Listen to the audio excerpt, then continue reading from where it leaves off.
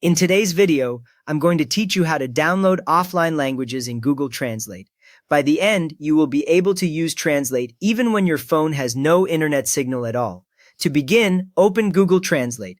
On most phones, you will find the Translate icon in your app drawer or on a home screen. When the app opens, you should see the main translation view with two language names at the top and a large text box in the middle. If you do not see that, wait a second for the app to finish loading, since a slow connection can delay the interface for a moment.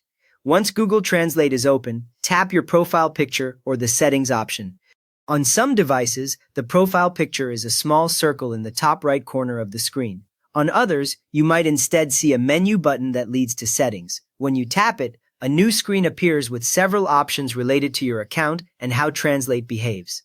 Beginners sometimes tap back too quickly here, so stay on this screen until you see an entry for offline translation or downloaded languages. From there, select offline translation or downloaded languages. The exact wording can vary a little between Android and iPhone, but it means the same thing. When you tap it, you are taken to a list of languages. Each language line usually shows whether it is already downloaded, available for download, or only offered online. If you have never used this area before, you may only see your main language downloaded and the rest listed without any file size shown yet. Now choose a language to download that can be used offline. Tap on a language that you want, and Translate will show you the file size and a download button. This tells you how much space it will take on your device. When you confirm the download, a progress bar appears next to that language. You can stay on this screen and watch it reach 100% or switch back later.